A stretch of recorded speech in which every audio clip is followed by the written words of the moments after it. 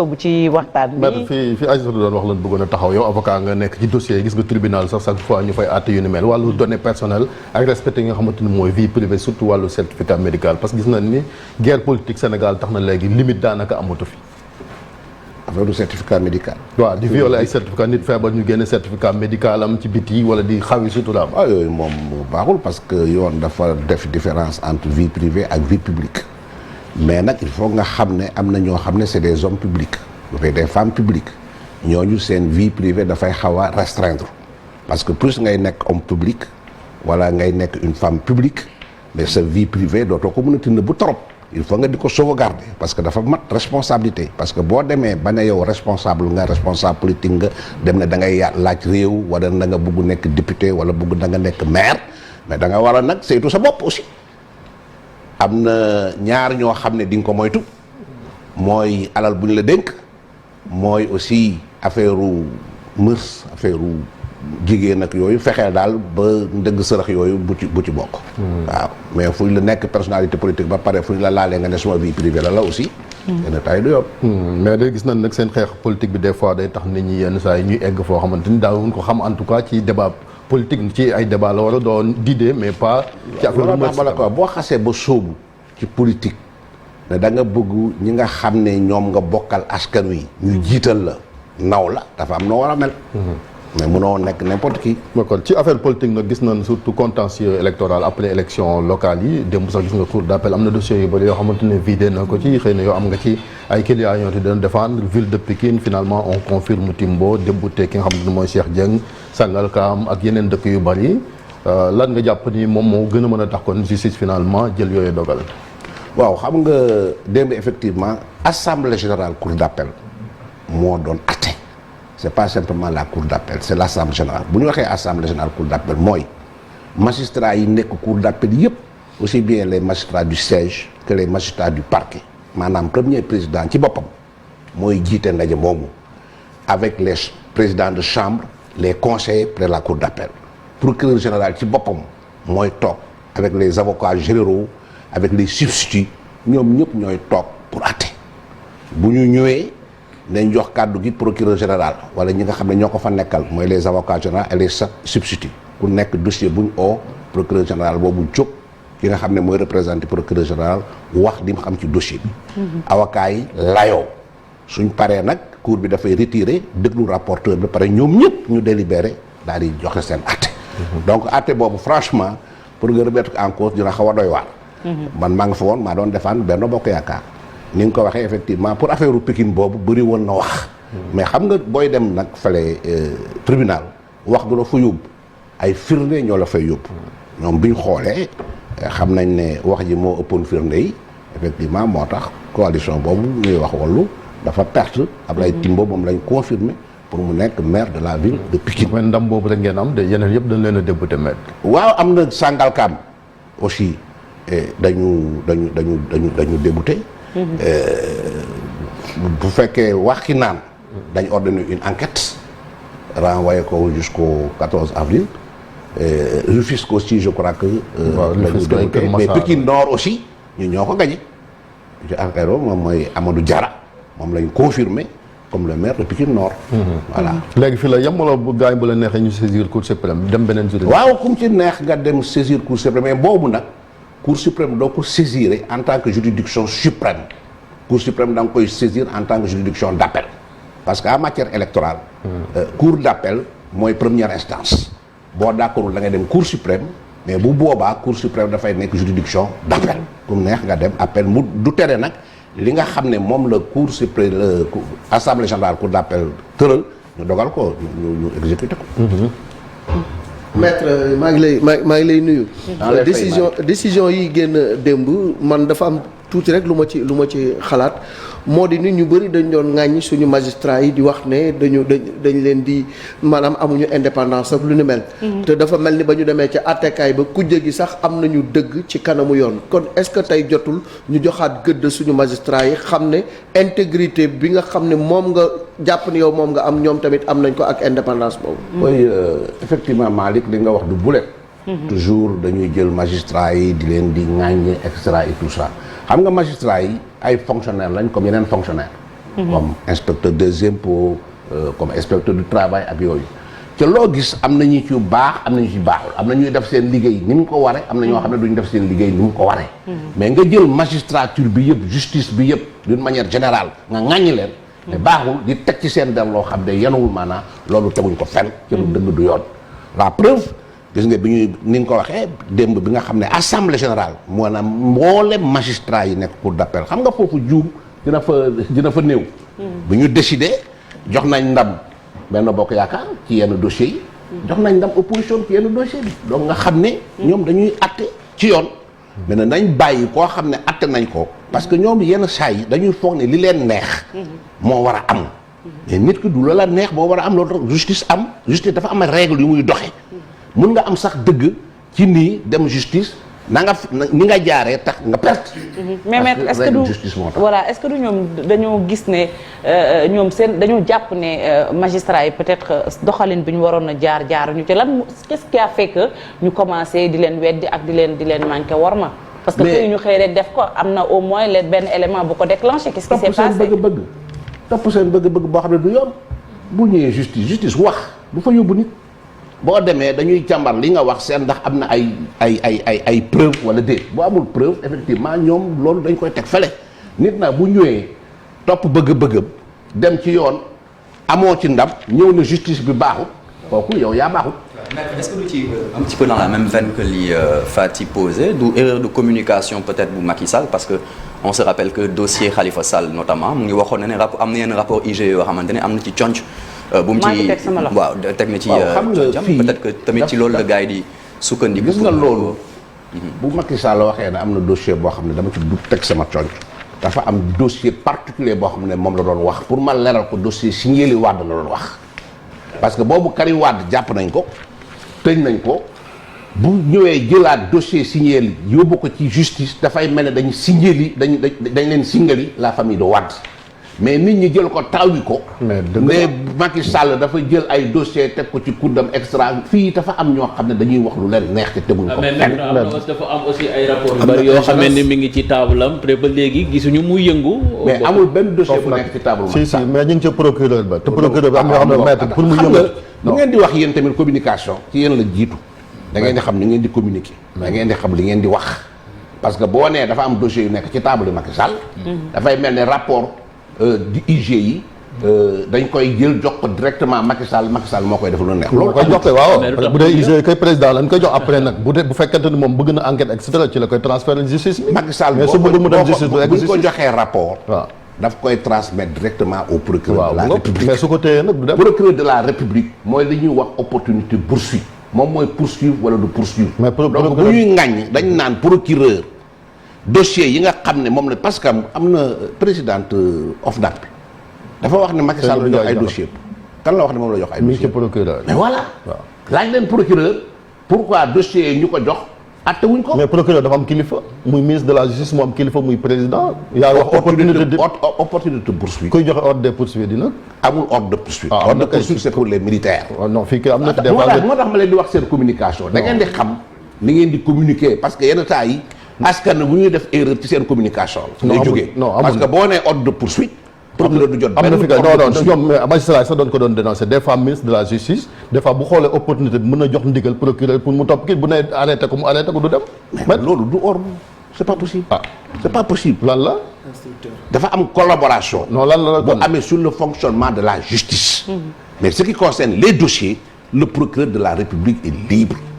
il est maître des poursuites. mais dafa am kilifa il est libre dafa am kilifa. il faut ngeen gëm ko aussi. non mais mënul koo gëm parce que nii suñ yow xam nga magistrat nga. xam nga mënoo ko gëm yow. non mu xamal la may fay dans les faits. yow la ñu xam ci fay. non mais mi ngi si dans la pratique mi ngi fi nag suñ justice ni mu tëddee. da ngeen di wax lu ngeen xam. non xam nañ ko xam nañ dama ne xam nañ justice ni mu doxee dama ne fii am na ci dossier yoo xamante ni pour bu ministre de la justice bëggut procureur du ci dem parce que procureur dafa am kilifa. loolu kay c'est des faits même union des magistrats chaque fois ñu kaas li ngay wax. mais moo am nag c'est la xam nga nit ñi les magistrats aussi duñu ay marionnettes duñu toog lu ñu leen wax ñu def ko lu leen waxul duñu ko def c'est pas vrai dañuy exercer seen liggéey ils obéissent à la loi dafa am procédure yoo xam ne moom la ñuy def. mais am na lay kii munoo ne ministre de la justice lu mu wax procureur def ko c'est pas vrai man xam naa ci dara.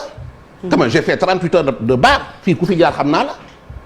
lan moo tax kon magistrat am na procureur xam dañuy jël seen responsabilité suñu gisee dossier bi ñoo koy xool bu ñu ko naree classé dañ koy classé da la yow nag bu la neexee nga jaar feneen. dàq nañ fii procureur CREI yi ñu laaj Sidiki Kaba mu ne parce que il était hors de contrôle. mooy Aliou Ndao mais bien sûr waaw kon nga ça n'a rien à voir. mais si dañ ko def loo mu ne bu ko def ñu dàq ko. dafa am ay relation waaw yoo xam ne il faut c'est qu'on des avance relations aussi, hein. Oui. entre le ministre et le procureur extra. Oui. am na loo xam ne nag boo ko teggee ci yoon mais sañ na la sanctionné. waaw bu da nga xam lu tax kon xëy dëggal nga li xaw ma lu tax mais kon dëggal nga li. est-ce que dañ ko jox institution na ko tëjal kii. wala bàyyil kii. mais mais kon vous confirmez ce que Martin mooy question bi mu la posé par rapport bi nga xamante ne indépendance bi nga xamante ni parquet bi mënu ko am. ak xam nga li may wax mooy nit ki. dafa war a am confiance ci beneen nit jusqu'à preuve du contraire. mais mënu leen à chaque fois ngeen am présomption de mauvaise foi. par rapport à des personnalités politiques yoo xam ne comme yéen la.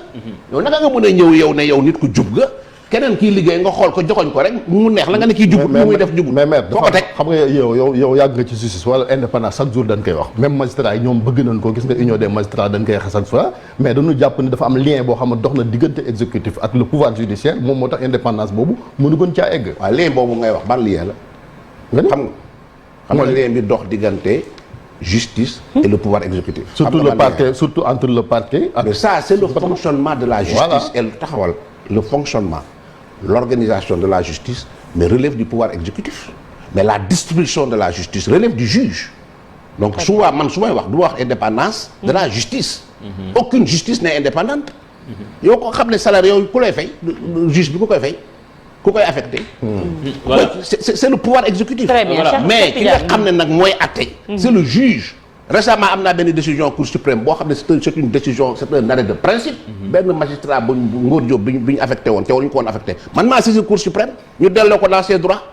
parce que magistrat sax bu fekkee dafa titulaire dans son poste waloo ko affecté ca neexu ko loolu maa ko yóbbu cour suprême pour ma jox ma dëgg. mais am na ku fi am doole. donc man xam naa bien luy indépendance justice. ak luy indépendance juge. il faut faire la différence. Cheikh Tidiane. voilà maître dañuy avancer wax ci parrainage bi tey jii rek am na parti société civile boo xamee ni ña ngay marche ngir naqarlu ko mais yow dégg nañ la nga naan que CEDEAO loolu amu ci yoon warul jox ndogal état Sénégal ngir mu supprimer loolu foo ko teg. waaw d'abord société civile boobu nga xam ne ñu ne dañuy marche man daf ma xaw a bers. parce que parrainage. dañ ko mës a defal société civile mooy les indépendants dañ leen mës a soumettre au parrainage li ci bees mooy dañ ko étendre aux partis politiques donc tey bu société civile ne dafay marche parce que dafa bañ parrainage. pourquoi bi ñu ko fi tegee ay ati at ba léegi nga xam ne boo nekkee candidat indépendant il faut ñu soumettre le parrainage ñoo woñ dara xëy suba dem ne dañu ànd ak ay partis politiques loolu dafa leen di discréditer d'abord. ensuite parrainage mooy loo xam ne askan wi mooy tànn seen candidat. maanaam tey Sénégal bu ñuy dem élection législative dinañ am lu mat 7 millions d'électeurs ñu ne la bu fekkee ne da nga bëgg nekk candidat laaj nañ la au minimum 34 000 voix dont 1000 voix dans cette région pour nga nekk candidat mais kooku askan bi ñoo la koy jox mais loolu c'est une légitimité de la candidature réew dañ koy organiser mënu ñëw élection législative ñu am 1000 candidats 100 candidats c'est pas possible il faut ñu am solution. su waxee ñu teg ko ci suuf nag. lu tax CEDEAO nag dafa am luñ ko sas parce que CEDEAO waxu ko. luñ ko sas. c'est la cour de justice de la CEDEAO parce que nit ñi il faut ñu xam aussi. organes yi nu ñuy fonctionner. c'est pas la CEDEAO moo décidé ne nañ supprimer le parrainage au Sénégal c'est la cour de justice de la CEDEAO. or cour de justice de la CEDEAO dafa am compétence. dañ ko ne yow li nga mën a prononcer wu. mooy seulement en matière de violation de droits de l'homme dafa am fu mu yem. mais dafa constater violation boobu. ne maanaam parrainage bi day empêcher libre participation à des élections loolu violation la. dëgg ba rek loolu mooy yow. en tant que juge waroo dugg ci réew mi ni muy fonctionner sur le plan politique et sur le plan organisationnel. parce que réew yi ko composé dañ am lu ñuy wax seen souveraineté. gis nga état bu ko xeeb. même fii ci Sénégal buñ condamné état bi kenn mën na ko exécuter par la voie forcée ba daf lay neex daf koy neex mu fay la mu exécuter ko looloo tax ñu ne cour de justice de la CEDEAO dafa am foo war a yem ci sa àtte mais nag boo ko jéggee état bi mooy xool ne yow tu as porté atteinte à ma souveraineté donc décision boobu nga def du ma ko appliquer loolu moo xew parce que ñoom CEDEAO lan lay wax ñu ne parrainage baaxul parce que Sénégal dafa bëri parti politique. ba nga xam ne bu ñu ko maintenir dina am ñoo xam ne. dañu bëggu parrainage duñ ko am. waaw Sénégal kan moo mës a ñëw bi 2019 lañ fi appliqué élection présidentielle ban candidat moo ñëw ne dañ ma aaye ma dem parrainage yow kay da nga naan dem naa mënuma dem lañ ma laaj aw ma ko mais kenn aayewu la nga dem parrainage mais boo amee 300 partis ngay laaj minimum 34 000 waaw boo ko laajee minimum boo ko multiplier doonoo jàpp ni ëpp na ñi nekk ci fichier. léegi boo jëlee 7 millions d'électeurs yi ñu am nga diviser ko par 34 000 mooy le nombre de candidats yu yoon résultat bi ñaata lay def ça fait au moins 200 candidats ou bien 200 listes de candidature Sénégal am na loolu ñeneen ñi nag 100 yi des nag dañ leen di éliminer ñoom duñ am saa yam moo ci des mooy 300 Sénégal mënul am waaw plus de 10 candidats ou 20 candidats te boo jëlee 7 millions divisé ko par 34 000 dina jox au moins 200 candidats foo ko mës a gisee donc li ñuy wax mathématiquement c'est faux CEDEAO d'abord la Cour de justice c'est faux loolu amut léegi nag dugg nañ ci fonctionnement du processus électoral au Sénégal dañ am assemblée nationale référendum ñëw de dañuy def parrainage ñu jël loi constitutionnelle ne dañuy def parrainage voté loi de dañuy def parrainage benn juge toog fee da leen ne seen li nga xam ne moom la seen assemblée nationale décidé na ngeen ko dindi loolu mosoo ko dégg ci réew dafa mel ne Union européenne xëy suba Cour de justice européenne daal di xëy suba ne France seen dafa am fu ñu war a yem buñ ko passé état bi mooy seet opportunité pour mu appliquer décision bi wala du ko appliquer man su ma nekkoon état bi du ma ko appliquer tey du ma ko appliquer ëllëg maître léegi man damay génn ci parrainage yi ma laaj ñëw ci juriste bi nag laay laaj Khalifa Sall waaw wala déet mën na nekk candidat ci élection en l'occurrence législative yi non xam nga loolu dégg naa ñu taxaw de dañuy jël Khalifa Sall def leen seen kan xam nga ñoom franchement boo ko xoolee dañuy caaxaan ci réew kenn du ko foy réew da ngay respecter ces institutions maanaam de la justice Khalifa Sall dañ ko condamné privé ko de ses droits civils et politiques donc mënatul nekk candidat mënatul voter kenn ku ko def ci liste boobu dañ koy invalider c'est-à-dire que mooy bëggum nga dem élection c'est une façon de dire que je ne veux pas aller aux élections c'est tout man noonu laa ko gisee donc liste bu mu figuré liste bu mu bokk liste ba ca boppam la ñuy invalider baaxul te donc moom pour mu bokk ci ay élections qu'est-ce qu'il faut xanaa li ko dal ñu dindi ko c'est-à-dire que Cour constitutionnelle depuis 2019 moo ko ne mënatoo bokk ci élection parce que tu as perdu tes droits civils et politiques dégg naa sax ñuy wax naan oui c'est pas le juge qui a prononcé la déchéance mais c'est pas vrai c'est le juge kan moo condamné Khalifa Sall à 5 ans d'emprisonnement et tout ça c'est le juge loi bi moo ne bu ñu la condamné à 5 ans d'emprisonnement pour escroquerie tu perds des droits civils et politiques l'administration l'applique c'est tout l'administration aussi ça dépend du pouvoir exécutif comme le pouvoir judiciaire et comme le pouvoir donc nañ bàyyi caaxaan yooyu kon amnistie du tax sax mu retrouver ay droits si bu ñu ko amnistier dina bokk am na feneen xam ne bu ñu fa jaaree aussi dina bokk yooyu nag ay waxtaan la fan la wuñ kii ñoom xam nañ ko wax ñu ko wala xam nañ ko fan la mais ñu xamuñu ko mettre fan la ay protocole encore non réew ay protocole koy dox ay protocole réew ay protocole koy dox de boo ko xamee boo ko xamul yëpp voilà yow nga xam ko bu baax xanaa ko dafa am beneen protocole ah du protocole lan la fànn la très bien mën nañ ko amnistier xam nga dafa am sur le code électoral benn article L32 article L32 boobu moo ne koo xam ne dañ ko condamné benn peine ak benn façon de délit kooku dafay perdre définitivement ses droits civils et politiques si on révise le dernier moom lañ appliqué léegi nag loolu bu ñu ko modifié xëy na modification du code loolu tamit xam nga loo gis rek ay waxtaan la fi mu ne nii damay wax ne même dégg naa nit ñi di wax di ŋàññi parrainage bi te pourtant le ministre de l'intérieur mu ngi waxtaan ak les partis politiques les pôles de l'opposition génn na arrêté ba fixé ko kii bi sëy ah waaw kooku du yoon ma ko wax mais ñu ngi waxtaan sur le parrainage parce que c'est une commission boo xam ne c'est le ministre de l'intérieur moom moo koy instituer pour ñu saytu parrainage bi très bien mais loolu mën nañ ko waxtaane ñu ngi koy waxtaane c'est bon système de contrôle bi mën nañ ko waxtaane merci mais taxaw rek da duñ appliquer Sénégal daal day ratifier ay traités ak i accords internationaux mais du ko respecter mooy lan par exemple mooy li nga wax ci parrainage bi rek yow conseiller nga ne en tant que avocat état ne nga bu mu jëfee lan la Sénégal ratifié non à CEDEAO li créé CEDEAO accord international Sénégal ko lan la accord yi wax nga ni lan la wax rek xaaral ma lire accord yi dañu wax Sénégal ne ko sa souveraineté da nga koy dindi waxut loolu article Tu n'es plus un État souverain. constitution Sénégal ko wax baal ma liiral la kay article 98 bi ñu tàggoo ko sax nee Lu na wax article 98 bu constitution Sénégal Lu wax les traités ou accords régulièrement ratifiés ou approuvés ont dès leur publication une autorité supérieure à celle des lois. waaw d'accord donc ban traité la Sénégal appliqué wu non muy CEDEAO bi kon non CEDEAO lu wax nga xam traité bi nga ni waaw est-ce que traité bi nga xam ne Bien sûr. moo institué la CEDEAO Très bien, te merci. Sénégal signé ko Waaw. Jërëjëf. traité bi dafa wax ne Sénégal tu perds ta souveraineté Jërëjëf. non waxut souveraineté Nekkatoo non constitution bi constitution Sénégal ko c'est pas le Sénégal qui loolu constitution wax non li c'est nga wax c'est la Il est constitution non c'est la constitution Ni nga ko du interprété Sénégal moo baaxul. si maître maa la gën a xam non dama ne mais li nga waxee baaxul ci hiérarchie des normes bu ñu ko Maître, respecté donc malheureusement, Sénégal nay amul hiérarchie des normes. Sénégal nay respecté accords yi mu signé sur le plan Mais da koy international respecté. non respecté wu ko maître Respecté en tant accord. qu'avocat wala ko wax sax parce que xale yi nga xamante ñoo lay seetaan maître wala ñi nga xamante ñi ngi ci faculté de droit yi buñ la déggee ni quand même dañuy am lu leen métti